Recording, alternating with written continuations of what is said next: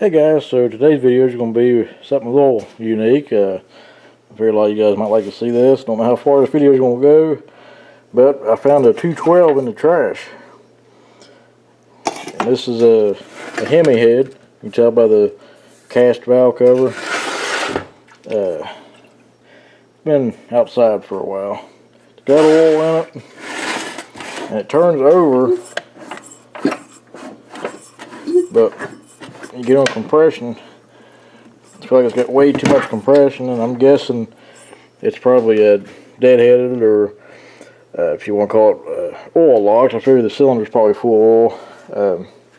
It's got fairly fresh gas in it. There's where the oil spilled out when I checked the oil. The oil's dark and it's got like a burnt smell to it, so it's probably been pretty hot before. So but, we'll see what we can do with it. And the recoil is laying beside it. And it's obviously got a different pull rope handle. The recoil works, but the cogs are stuck. So I got to figure out what the problem is with that. And if for some reason you got to replace this, you can get these dirt cheap off Amazon and eBay. So, not that big of a deal. And for right now, I can pop it off the other 212 I got and put it on there just to test it with and see if it's worth buying one for or not. The throttle controls are stuck. That's not, obviously, but see, everything's rusted. So we're going to get some penetrating oil sprayed on there and just let it soak. Then go from there and see what we got to do to it. So the fuel valve's off. I'm going to take the drain plug out of the bowl of the carburetor and see what, if anything, comes out of it. Kind of give us an idea what kind of shape the carburetor's in. Oh, that was water. That was water.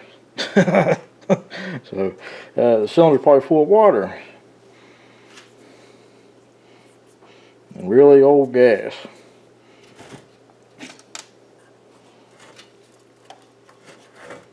Turn the fuel valve on. Really old gas coming out. A little bit was.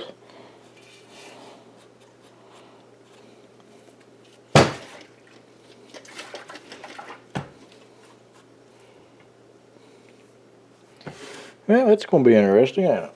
So we're not having fuel flow, so that means there's probably a problem with the float. In this case, it's probably stuck, so we'll take the carburetor apart here at some point. I got excited for a second there. I seen that coming out that quick, and I was thinking, that's probably just gas coming out, old gas, but no, it was water. That was water. You can tell by the way it's bubbling there with that little bit of oil. So, alright guys, on to the next step. I'll try to do a few things off camera, mess with it a little bit, and see what we can get going. I never got the spark plug to break loose. I figure we'll see what it looks like together, just for curiosity's sake.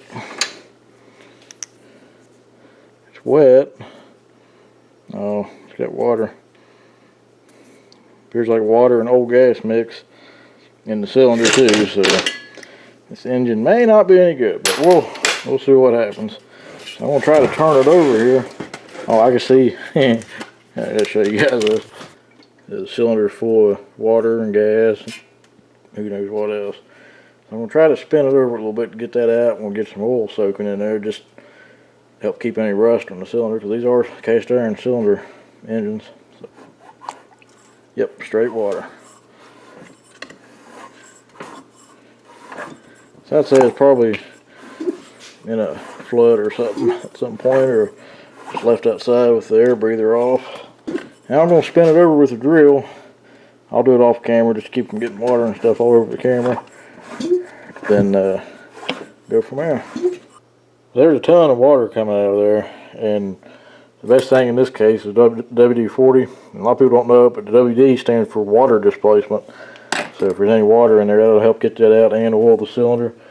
And kind of flush it with that a couple times. Then we'll put some actual motor oil down there and just kind of let it sit and get everything coated before we actually try to run it and everything.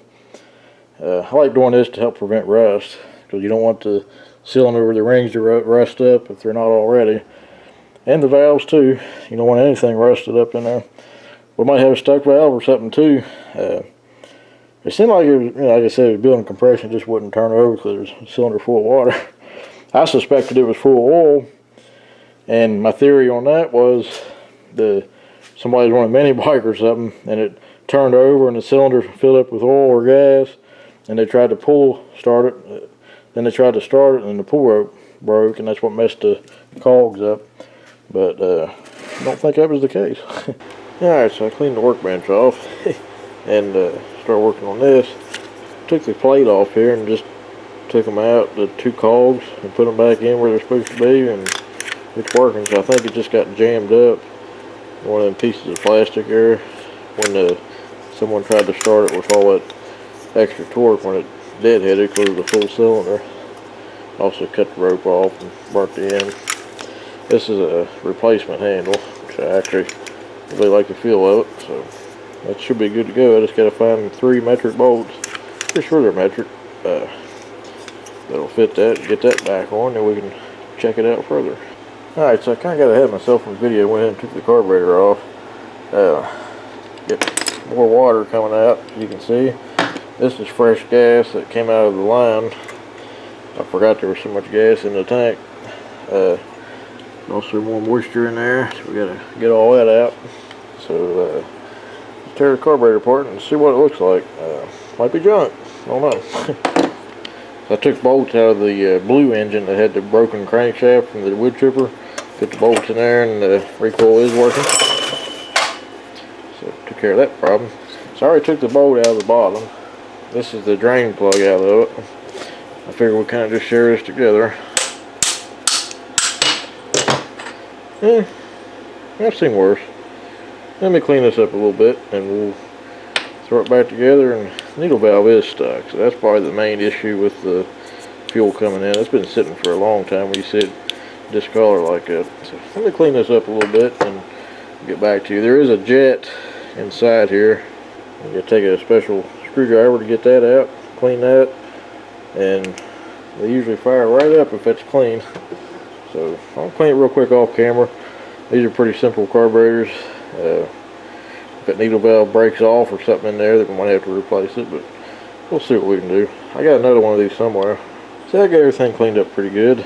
Briefly explain what I did. A little bit of carburetor cleaner and this type of really recommend a brass brush. It don't scratch as much, but get in there and clean that real good and spray it out until it comes clean. Just spray this off and clean it until it looks a lot better than it did.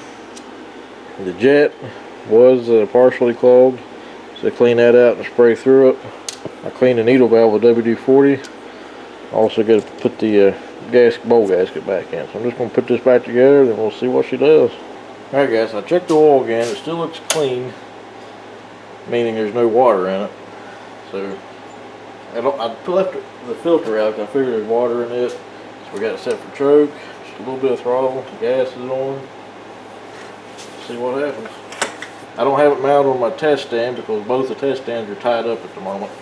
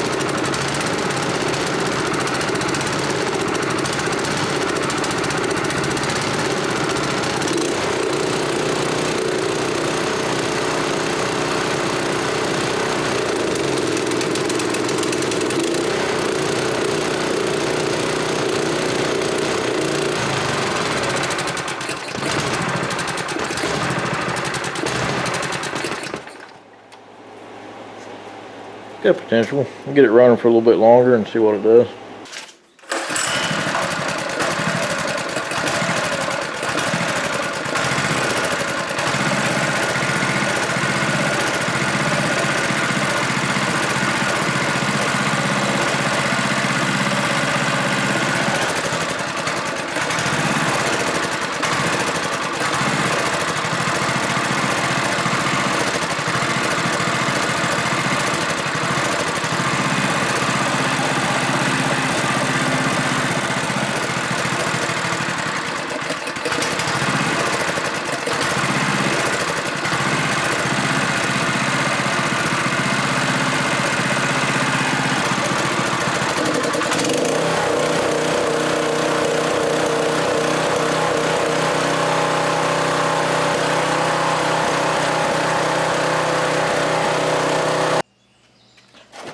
So there does appear to be a little bit of water in the oil. Need the oil change anyway. It'd be a good time to do it while it's hot after running it. Not as bad as I thought it would be. It still needs the oil change. I like to do it when it's hot, though. If there's any moisture, it'll kind of evaporate out in the process of changing it. So, I picked up another carburetor off Amazon for like $8.99. Thought I'd try it just to see what it would do, and it appears to be made just as good as the original one.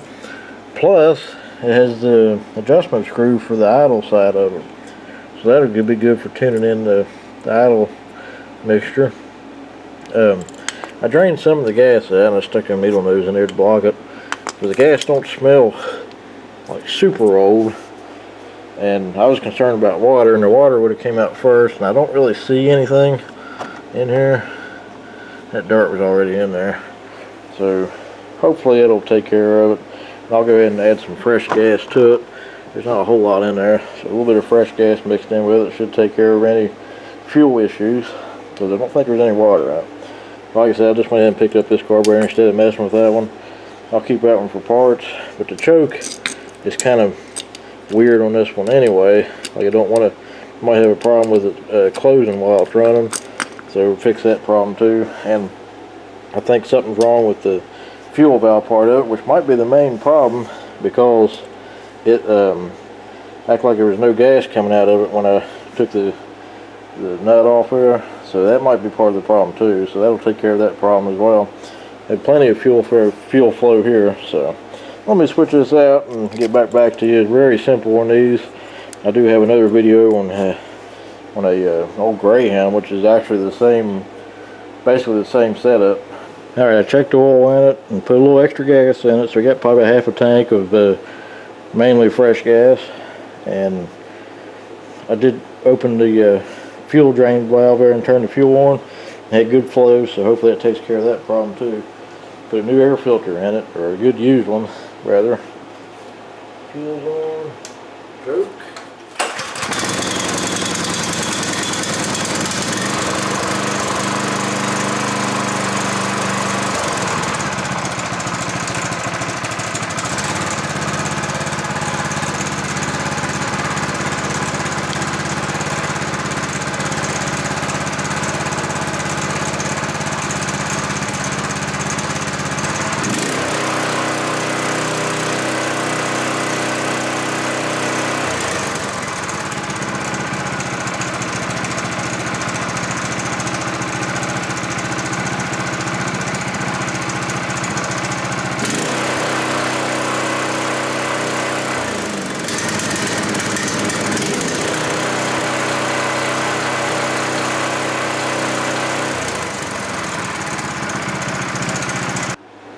So I had a slight bit of a miss there, so I turned that screw in just a little bit, and that smoothed it right out, so it ran perfect. And it was leaking gas on the bowl right there, and I had took the screw loose and turned the bowl to get the drain screw in a better spot, and apparently when I did that, it messed up the gasket and pinched it, and it was letting the gas like overflow when it was running and shaking. So I took that off and reset the gasket and put it on there, and it's going fine now. So we got a perfectly good Predator 212 Hemi for $8.95. So, alright guys, questions, comments, suggestions for similar videos, feel free to leave a comment below. I'll get back to you as soon as I can. So thanks for watching guys, and we'll catch you on the next one.